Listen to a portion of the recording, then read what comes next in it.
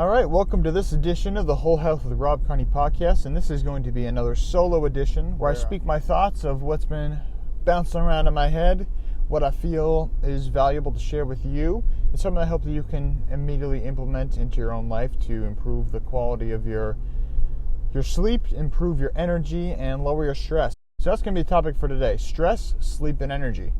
And the three, I've really been trying to determine what the best way to approach these three topics are, because I think they are three of the biggest issues that Americans are facing today. Most of us are overstressed, undersleeping, and reliant on caffeine and other stimulants just to have energy to get through the day. So what I'm going to talk about here is how they're all linked together and how to best utilize our daily habits and routines so that we can best optimize all three of those categories.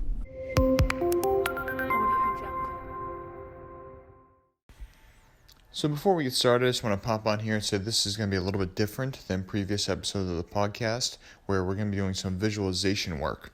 So what that means is we're going to be sitting back, envisioning our life how it is now, and envisioning how it can be improved in the future.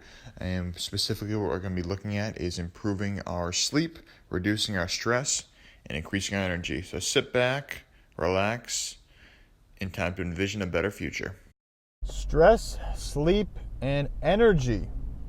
As I mentioned before, three very, very important topics to discuss as it pertains to being a healthy human. Obviously, stress is something that affects most people nowadays, as we live in a constant state of not doing enough, not being enough, trying to be more, trying to do more.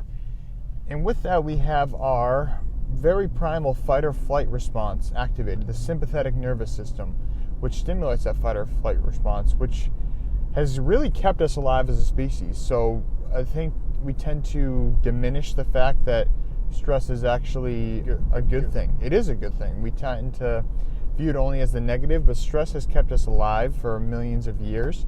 And through that stress response, the fight or flight response, as I mentioned, that is what produces cortisol, which is a primary stress hormone, which when we're facing a life or death situation, that's going to be flooding through our system along with adrenaline so that we can either fight or flight, fight the opponent, whether it be a tiger, a bear, an enemy coming in to invade our village, or flight if it is 6 bears, 6 tigers, and a whole army. The wise move there is going to be to run. So by stimulating our bodies with cortisol and adrenaline, we then have the ability to flood our system with these hormones that can activate all of the parts of our body that associate with fighting or flighting. It increases blood flow, helps with muscle endurance. You don't get the muscle fatigue quite as quickly. And it allows us to put things like digestion and rest and anything in that nature kind of put on the back burner. So the advantage of that, obviously, is you don't want to be thinking about digesting and resting while you're running for your life or fighting for your life. You want to have all the fuel available in your system so that we can take on the threat that is at hand. So with that being said, in a day and age where we are always doing, and constantly in this sympathetic nervous system mode, we don't have the opportunity to recover and enter the parasympathetic mode, which is our rest and digest mode, where we turn off the cortisol, the excess adrenaline, and allows our bodies to heal and recover. Oftentimes when we are stuck in this mode of fight or flight, we're not recovering properly. So with that, we have chronically high cortisol levels. We have excessive inflammation in the body because we can only be in this go-go state for so long before our bodies start to hit the point of no return. So meaning we are now chronically in the state, we are constantly turned on and we're not turning it off. Because just like anything, we need to find that balance. And if we can't find a balance, we're going to start to suffer the consequences. So with that being said, we need to learn how to turn that area of our bodies off. Obviously utilizing that for the incredible value that it brings to us and learning to utilize that stress for the positives. For example, in a modern age, if you are exercising, you're doing a sport, you're doing any sort of competition, you want that adrenaline, you want that cortisol anytime you're doing something dangerous. Let's say you're free rock climbing or swimming and you're racing someone, or you you're straight up fighting someone, if you're doing martial arts or whatever the case may be, you want to have that adrenaline, you want to have those cortisol levels raised so that you can win that match, you can survive to see another day. But now, let's go to the other side. We need to turn that fight or flight mode off. So what do? Most of us don't even know, first of all, how stressed we are until we aren't stressed anymore and we feel the difference. So the incredible thing is, when we are finally aware, and awareness, like everything, is the first step. We need to become aware that we are chronically stressed, become aware that this is not a healthy way to live and that there is an alternative. And so when we do that, we now are open to other suggestions, to other options. As you may have already seen in my stress control booklet, the 37 strategies to lower your stress, there are a plethora of ways that we can start to combat that stress and start to learn to use that stress in a healthy way rather than in a destructive way.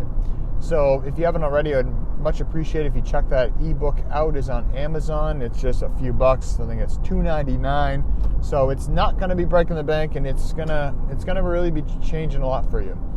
And so my question to everyone when it comes to stress is, how much is that stress costing you?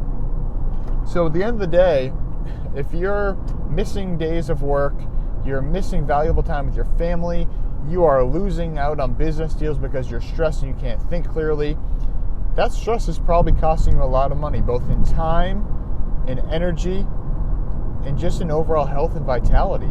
And let's not forget money. So, with that being said, how much is your stress costing you?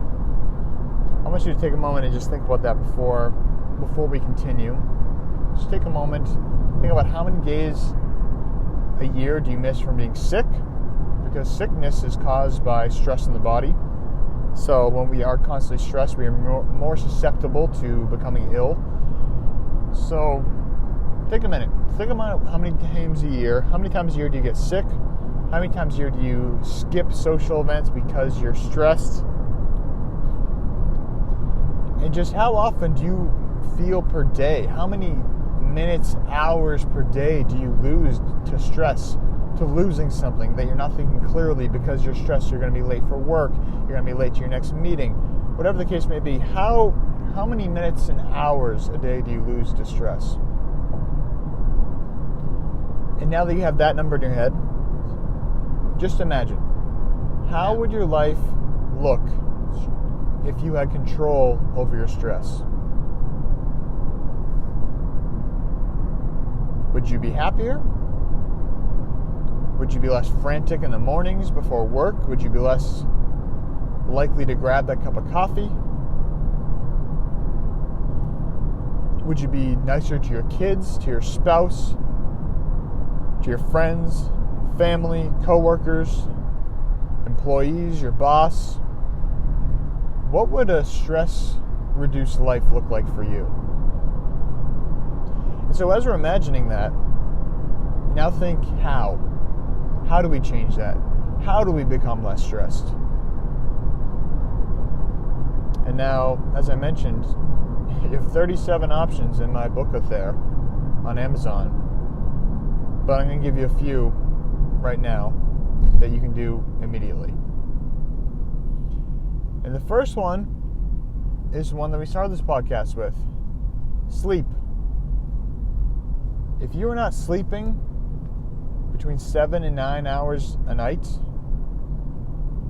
you are most likely chronically tired, dependent on caffeine, inflamed, overweight, underweight, unhappy, stressed out, and just overall not living up to your own potential.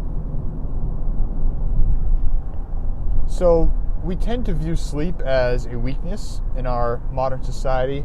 The whole, I'll sleep when I'm dead, ain't no time for sleep, ain't nobody got time for that. But now let me ask you, let's say that you're sleeping 6 hours a night right now, and you find that the optimal amount of time for you to sleep is 7.5. That's when you feel optimized anymore, you feel more tired. So let's say 8, it's an easier number. So let's say 8 hours is your ideal sleep time. And you're awake for 16 hours, but you're only sleeping 6. So you're awake for 18 hours right now. What if you're awake for 16 hours instead of 18, but those 16 hours were incredibly more efficient, more enjoyable, and overall healthier and happier? How different would your life look if you slept for 2 more hours a night? And I know the first thing you think, I don't have time for that. I have kids, I have a job, I have my family to take care of, I have to take care of the house. Your brain is going to automatically go into defensive mode. Your brain is automatically going to make up excuses, and whether you view them as excuses or legitimate reasons, the fact of the matter is they are excuses. Let's call them what they are. Because if you prioritize sleep, you will find a way. I guarantee you that if you prioritize your sleep, you will find a way to make it work. Because I was one of those people who, again, when I was in college, I was partying a lot, and it was kind of one of those things. I was like, I'd rather stay out, have fun. Granted, I always kind of had a 2 a.m. cap, where at 2 a.m. I was going to bed. That was my limit. But I still wouldn't get my optimal 9 hours of sleep. For me, I need to sleep a lot, for better or for worse. So, point being, you're going to always have a reason, an excuse as to why you can't find the time to sleep.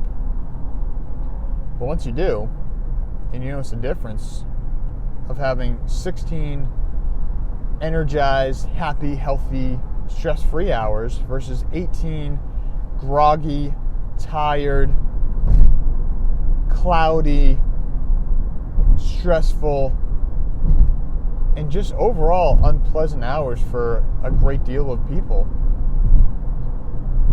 you'll start to notice the importance of sleep and how making that a priority will absolutely change your life. And so, let's say, all right, maybe you're sleeping 6 hours a night and you need 8, and you have tried everything. You cannot get 2 hours of sleep extra in your day, but maybe you can get 1. How would that look? Would that improve your life? Would it be optimal? Maybe not, but would it be better? So sometimes we need to start with where we are, even if you only get another half an hour, an hour, 45 minutes, whatever it is. Changing your bedtime routine, your morning routine, changing some areas of your day so you're not leaving things to the last minute. Let's say you add another hour to your sleep. Now you're getting 7 hours, but you're still a little tired. You feel better, but you're still a little tired. What else can you do? Now let's add 15 minutes of meditation. So rather than adding another hour of sleep, you're adding 15 minutes of meditation. So in those 15 minutes, you find that it's almost like a nap. It recharges you, it re-energizes you, it relaxes you, it gets you out of that fight or flight mode, your stress levels are down, your energy is increased, you feel like you just got some rest, some sleep. And all of a sudden, you do that at your lunch break instead of taking an hour at your lunch break where you're eating for 20 minutes and the other 40 is skimming your phone or watching cat videos, browsing social media, whatever it may be. Something that you know is not in your best interest, not the best use of your time, but you simply have this hour and you don't know what to do with it, so you just clock out on your phone, watch some videos, whatever.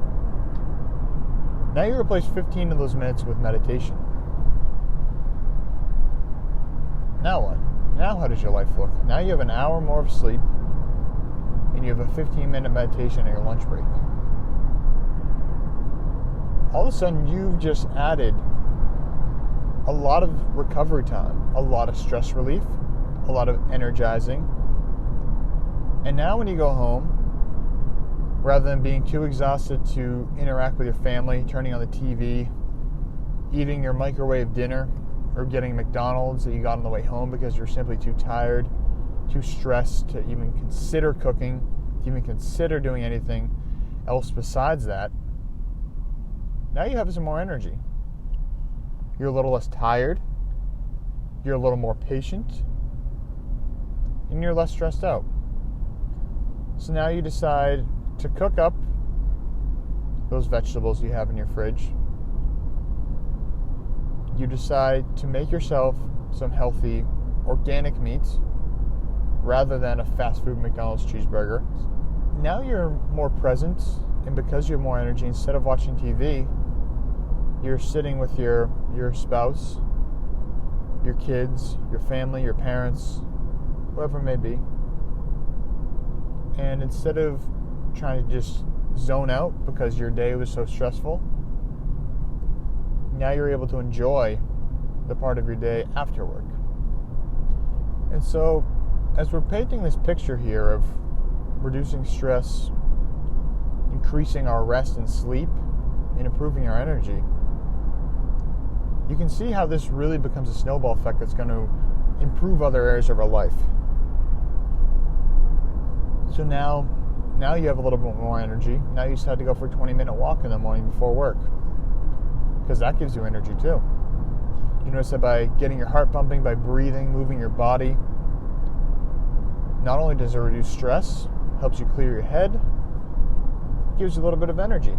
You're moving your body instead of sitting at your desk all day. Now you're just going for a 15-20-minute walk. Maybe you're doing that with your partner. Maybe you're doing that with your kids. Maybe now, because you have this little bit of 15 to 20 minutes extra of energy, instead of rushing around in the morning, adding more stress, worrying about being late, now all of a sudden you've added a beautiful family routine that not only reduces stress, increases energy, but it creates more love in your family. Now, it's been a few weeks. You've been sleeping more, you've been meditating, you've been going for a 20-minute walk, and all this is about an hour and a half of time that you said you didn't have before. But when you stop stressing and stop watching TV, zoning out, now all of a sudden, that hour and a half you value more than anything.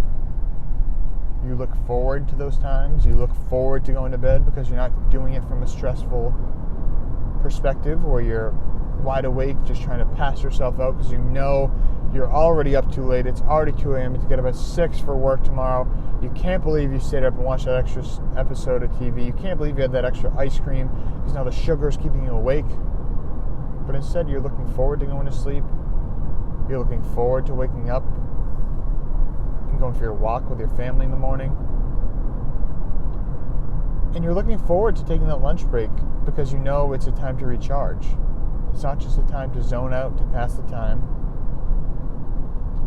Now all of a sudden, things just look a little bit brighter. People at work start to notice you're a little bit happier. You're a little bit healthier. Maybe you've lost a little bit of weight because you're sleeping. Your body's actually able to detox. It's not holding on to the fat.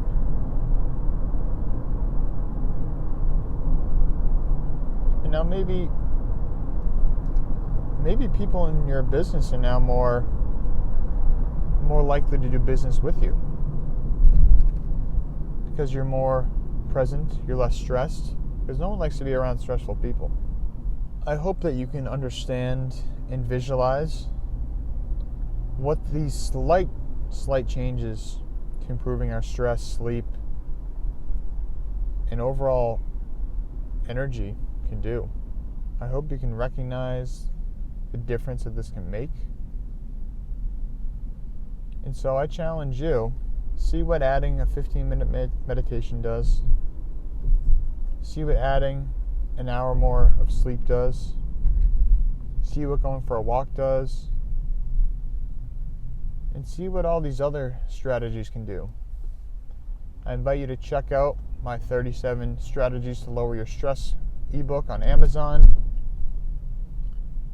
And I invite you to get in contact with me if coaching seems like the right path for you, that you know that you want to change, you're ready to change, but you just don't know how to go about it. And if that's something that is calling to you, I would love to chat. I've been more than happy to open those lines of communication and see how we can best work together. So I hope you enjoyed this solo edition of the podcast, and I look forward to talking soon.